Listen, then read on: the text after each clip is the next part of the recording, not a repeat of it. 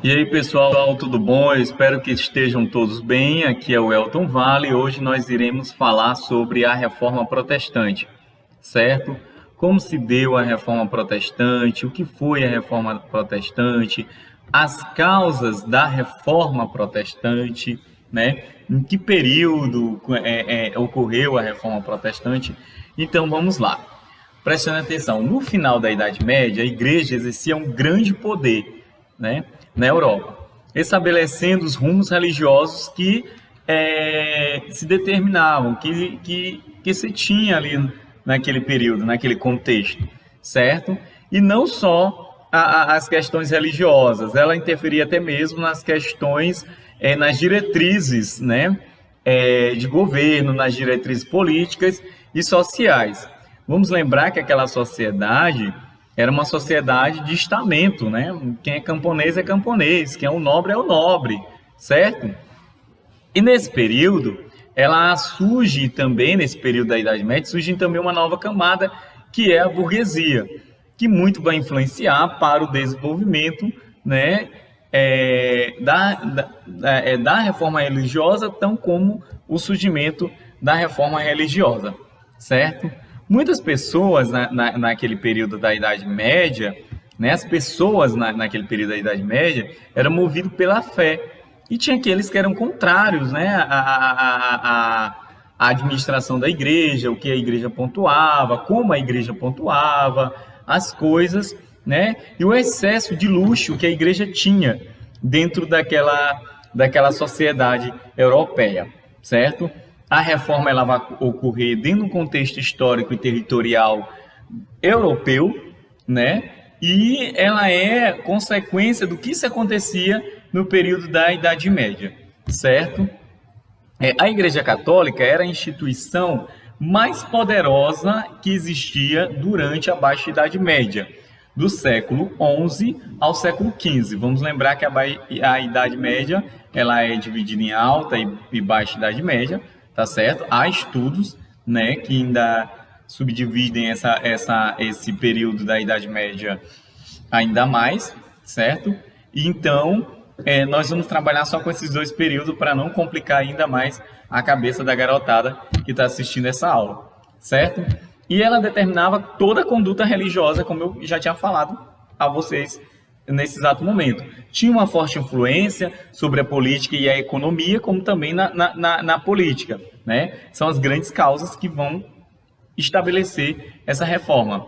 A população europeia considerava a autoridade espiritual única, acreditando que só havia salvação para a alma daqueles que a seguissem, daqueles que tinham seguimento à doutrina católica.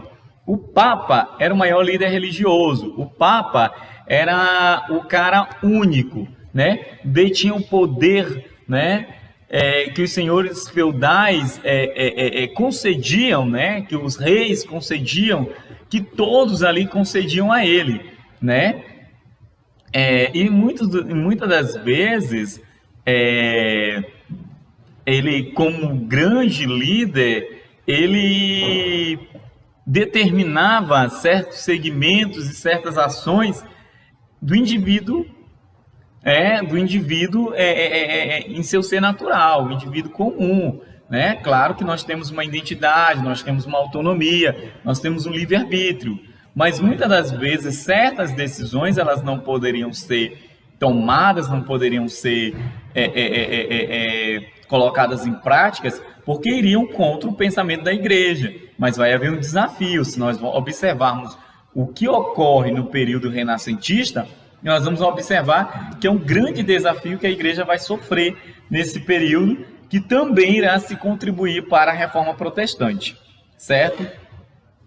Os membros do clero naquele período, eles eram vistos como responsáveis, né, da conduta dos fiéis.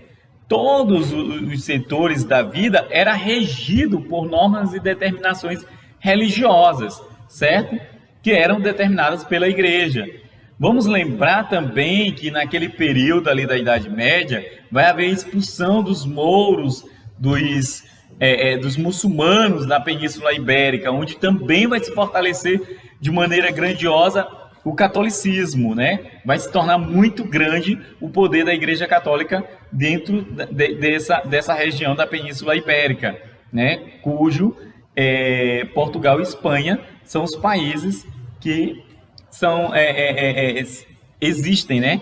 Dentro dessa península. Os dois países que existem nessa península, que fazem parte dessa península, é Portugal e Espanha, certo? No século XIV, nós vamos observar grandes mudanças, né, que vão ocorrer tanto dentro da igreja quanto na sociedade, porque vai mudar também, vamos lembrar da grande mudança da estrutura feudal.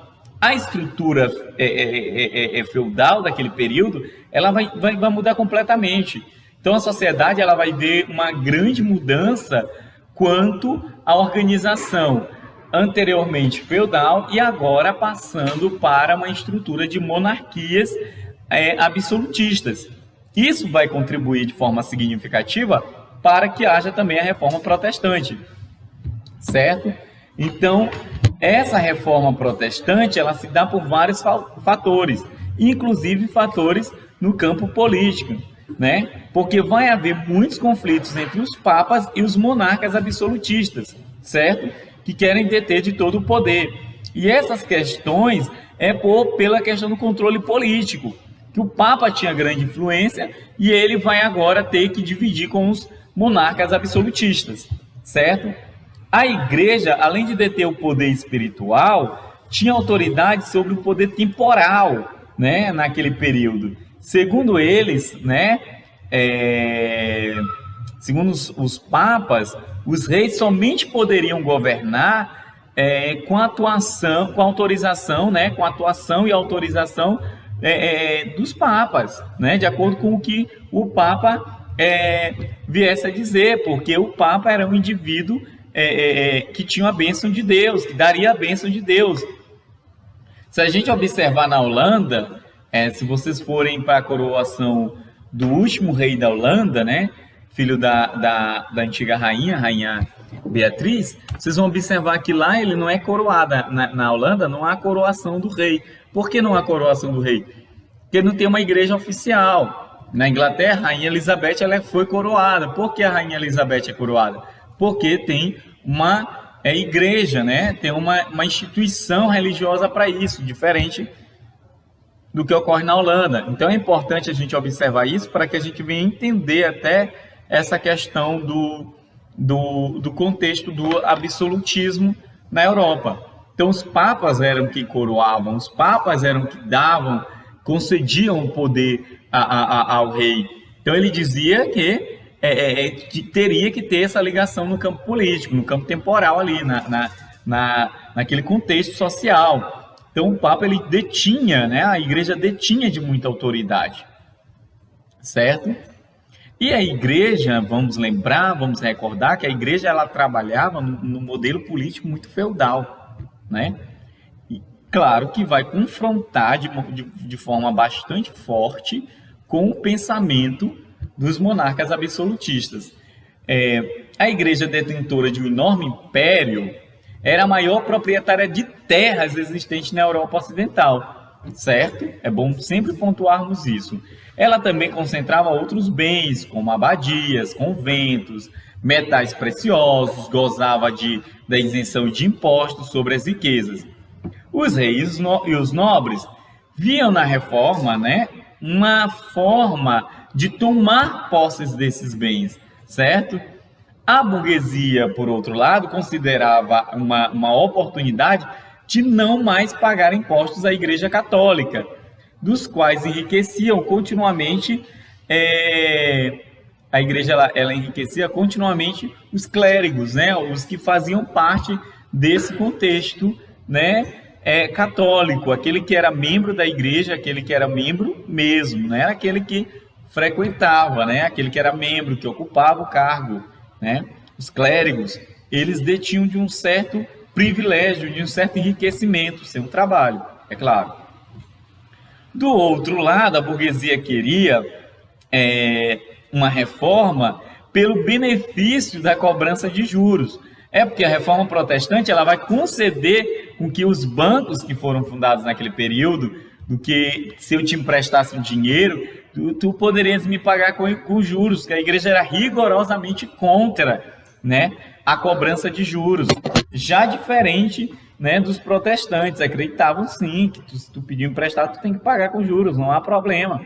Então, essa questão do lucro que a Igreja Católica não defendia, na Reforma Protestante não vai haver problema algum, certo? Essa questão da cobrança. Há muitas igrejas protestantes que não concordam com essa questão dos juros, certo? Não vou citar elas aqui. Então, a burguesia ela tinha uma visão de lucro, ela tinha uma visão mercantilista e capitalista dentro desse contexto da Reforma Protestante, certo?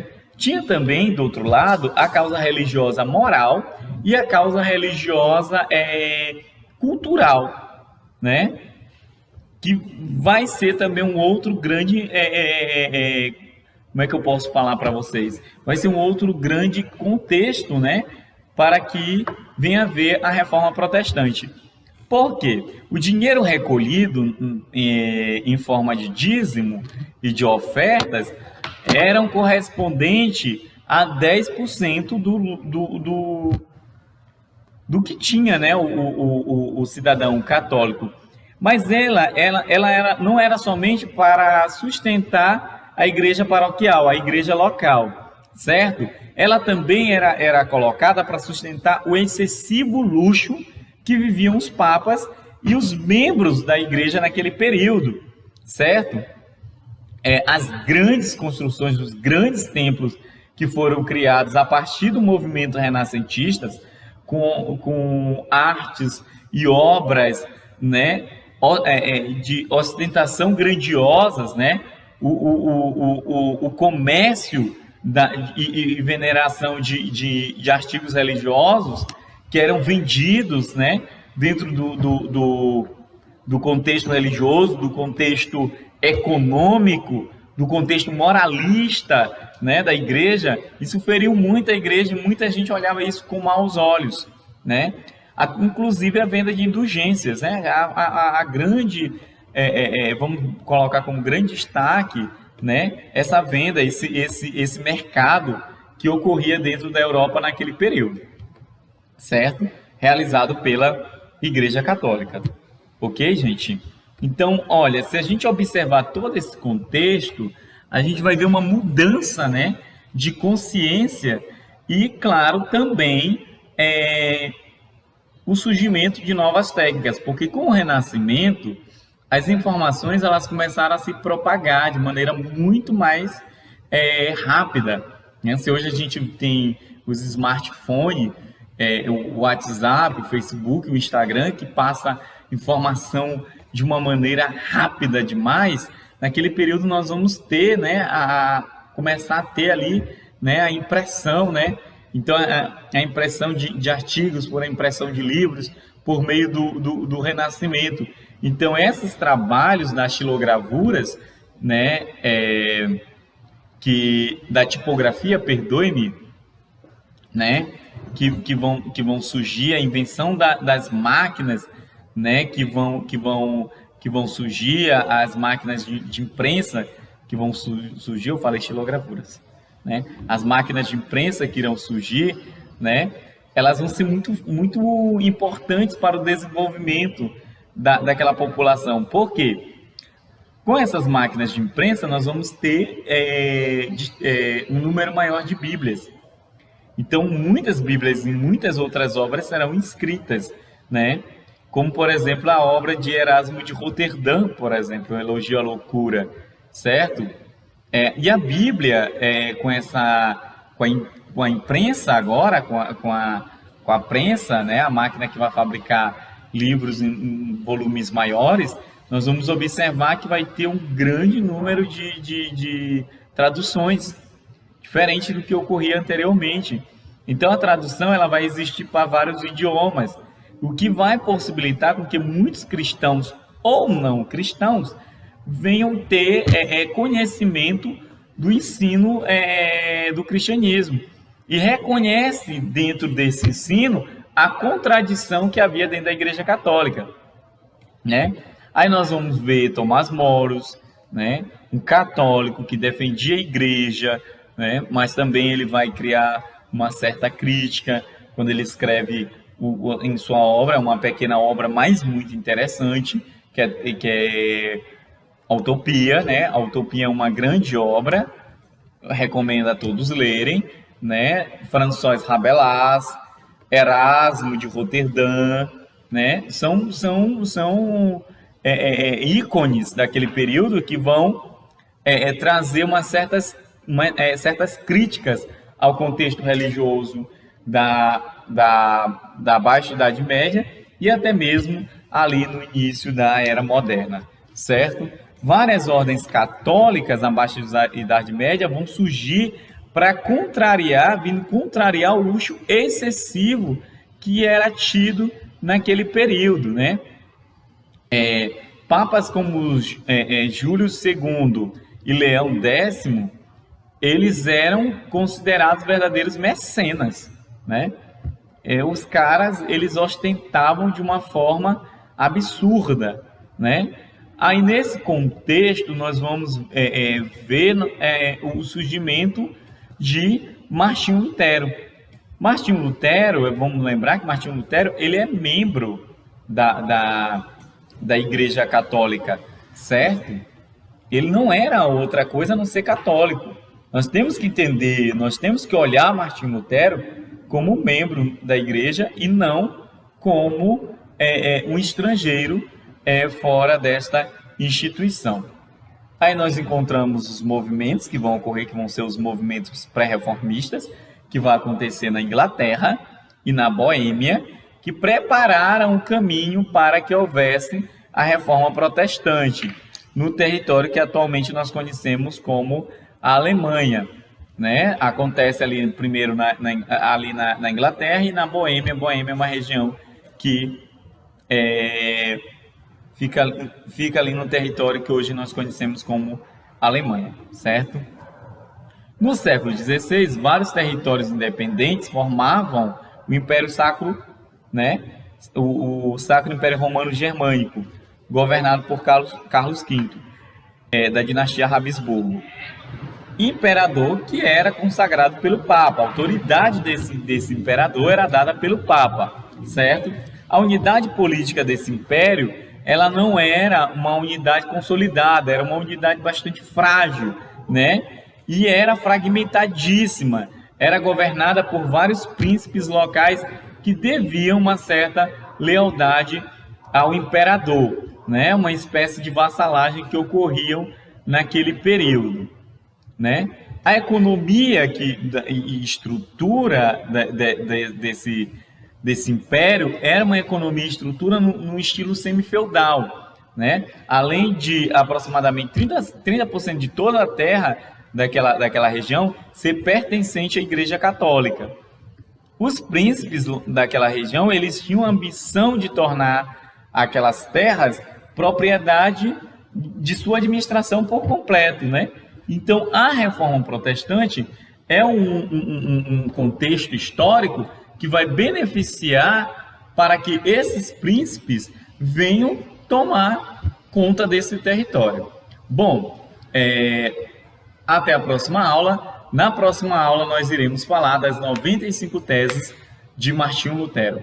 Um forte abraço a todos, Deus abençoe e usem suas máscaras, certo? Como sempre, eu estou com a minha, tá? Eu sempre uso a minha e eu espero que todos tenham entendido um pouco dessa aula debate de hoje, tá certo? Forte abraço, Deus abençoe a cada um.